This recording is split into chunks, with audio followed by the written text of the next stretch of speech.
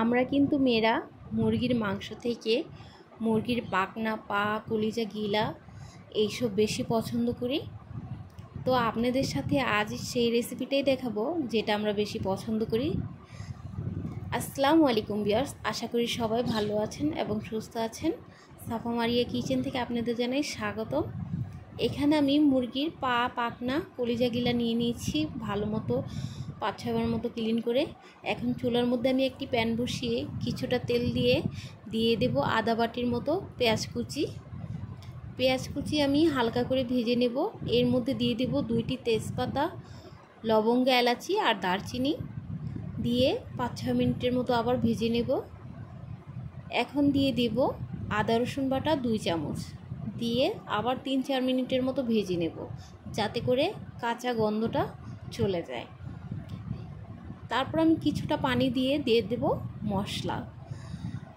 মরিচের গুঁড়া 2 চামচ, হলুদের গুঁড়া 1.5 চামচ, ধনিয়ার গুঁড়া 1 চামচ আর দিয়ে দেব স্বাদ অনুযায়ী লবণ দিয়ে আমি ভালো মতো আবার একটু নেড়েচেড়ে কষিয়ে নেব।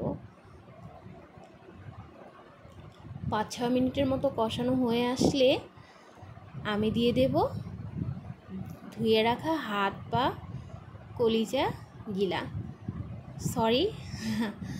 হাত না পাখনা। তো এখন আমি আবার ভালো মতো নেড়ে চেড়ে ঢাকনা দিয়ে কিছুক্ষণ রান্না করে নিব। এভাবে আমি বেশ কিছুক্ষণ উপর দিয়ে যখন ভাসা ভাসা তেল হয়ে আসবে তখন আমি তরকারির মধ্যে ঝোল দিয়ে দেব। এই পর্যন্ত আমি কষাতেই থাকবো।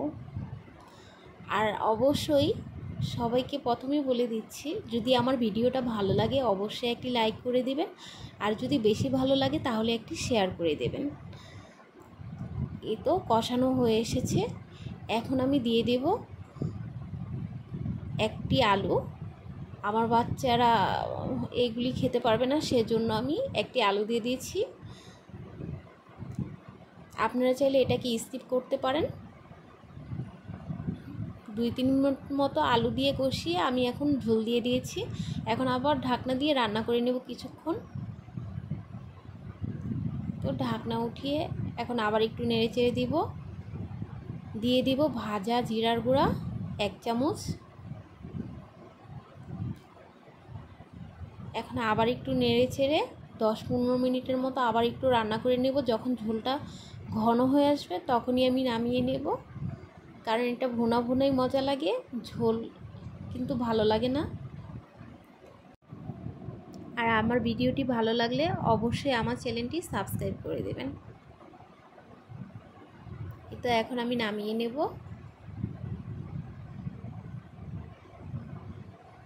আশা করি সবার ভালো লাগবে। এইভাবে বাসায় অবশ্যই রান্না করে খাবেন একবার হলো।